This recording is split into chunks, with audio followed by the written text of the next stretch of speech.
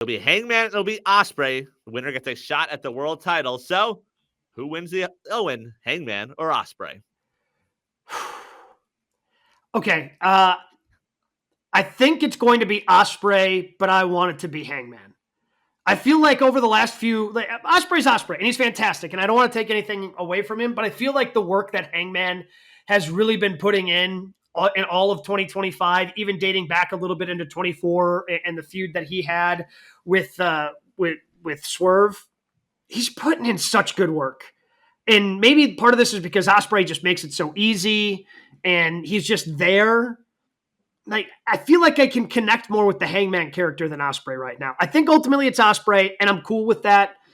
But if it was Hangman, I think I'd pop a little bit more. You know what?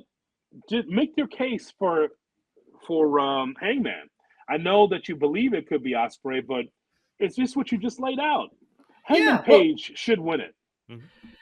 If it's Hangman, it makes sense because I mean it's more or less what WWE is also doing. Like Mox is ruining AEW. He wants somebody, and Hangman's an AEW original. No offense against Osprey. He eventually came over and certainly made appearances while he's still part of New Japan. But like as an AEW original, it makes more sense, I think, storyline wise, for one of those original guys to step up and be the one that saves AEW from the Death Riders and Mox, and eventually takes that AEW World Championship out of the briefcase that it's in. In the character work that he's put in, like as this tweener, like as this guy who's got some conflict certainly inside of him, but still has this killer instinct. I feel like his character work, obviously his in-ring work is fantastic. I mean, you can't touch Osprey because who can? But I feel like it's all been just so good for Hangman, where I find myself every time I see him on my TV, like I'm rooting for him to do good things. And I've just connected more to Hangman, and that's why I feel like he should be the guy, even though it's probably Osprey. Yeah, and I think credit to Hangman. I mean, we've talked about it. Like, Hangman winning the AEW World title the first time was one of the best stories AEW ever told because of the Hangman chase. Hangman winning a title again is going to be maybe the second best story they've told. Like, it's going to be that moment where it's like, wow, Hangman did it. He got over all this stuff. Like I said, that tweener character, that's credit to Hangman. Osprey doesn't need stuff like this. Like, yes, him winning the belt would be a big moment, and it's finally, hey, you take the ball and run with it. But you just roll Osprey out there every week, and he can do stuff like that. Hangman, story-wise, I think makes sense to be the savior of this company. Yeah, like, eventually you can give Osprey a championship, because eventually they will. But Osprey, to me, if we're talking about taking mantles, like, he's almost taken the Bryan Danielson mantle. Yeah.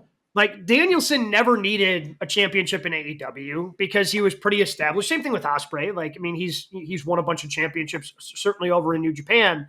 And, I mean, obviously there's the connection of, I don't think either of them ever actually wants to win, right. Where they're just both cool with taking pins because that's just kind of who they are as people.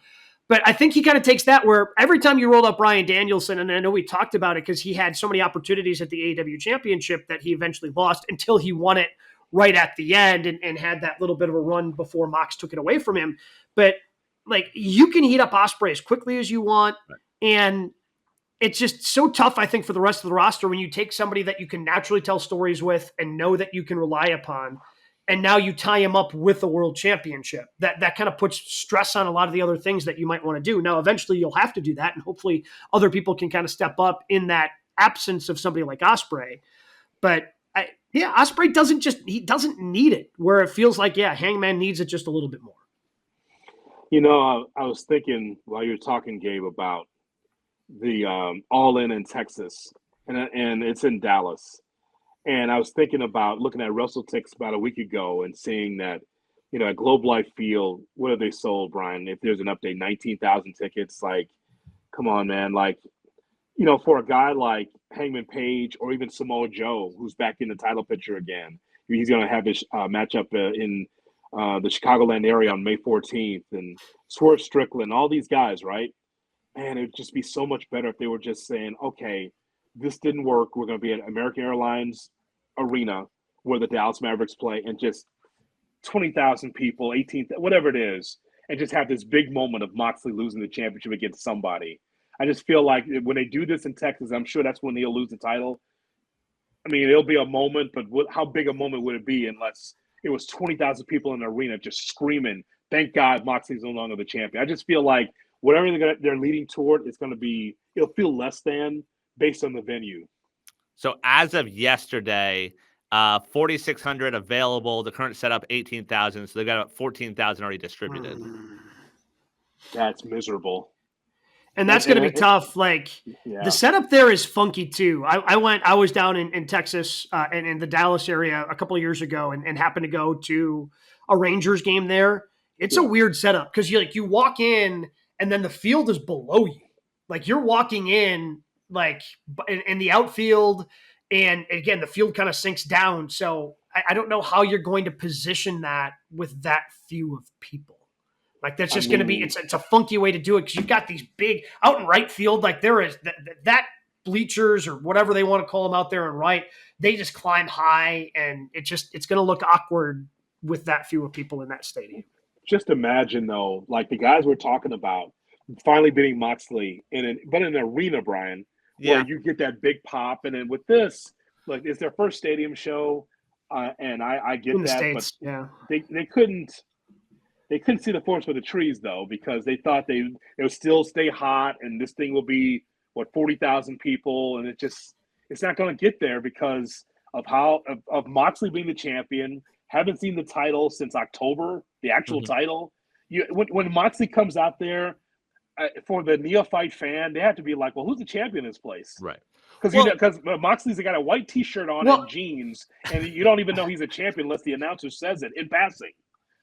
I think if there's somehow, and this is a huge ask, if they could double it, if they get the 30,000, I think you get something good. Sure. But I don't like the odds of them doubling what they currently have to get anywhere near that 30,000 mark. So the thing is, though, like I agree with you guys. Like we've talked about a lot. Like the Mox stories should have been pulled the plug a while ago. I wonder if fans get into it a little bit once we have the winner of the Owen. I mean, Ospreay and Hangman are the most over baby faces in the company. So all of a sudden fans are like, oh, I want to be there to see this guy win the title. So maybe we see a boost in attendance after that. I think it's certainly possible. And especially if you get a really good match. Is that already, they're doing that next Wednesday? Inside the steel cage? Joe and Mox. Or is that May 2 14th. weeks? May 14th. So we're 2 weeks away. Yeah. So 2 weeks away from that. If you put on a good match there and get some intrigue, again, you're going to have to keep some interest still pretty long because we've got to get through Double or Nothing first of that Owen and that Owen Hart final before you're able to finally get to that whoever wins versus Mox. I will say I'm interested. We have 3 weeks of build to this final. So I'm curious to see like what we get out of Ospreay and Hangman, where they're both going to be faces going into it. Like they're both going to be trying to defend the honor of the company. I'm curious to see the build to this match that obviously will deliver, but the storyline, I'm very curious to see how that turns out.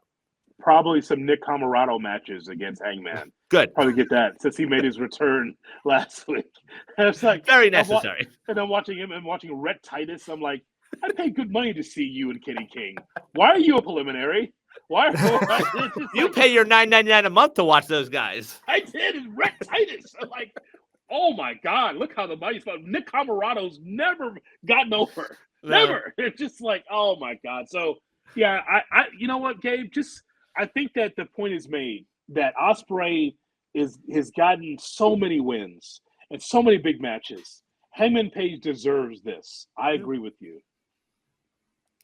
Yeah, it's what I'm hoping for. But look, if it's Ospreay, it's still going to be a great moment. Like the fun part is whoever ends up winning this, it's going to be a great moment for them whenever they win the championship, presumably at Globe Life, unless somebody shows up and the Death Riders just continue to grow and our long national nightmare continues.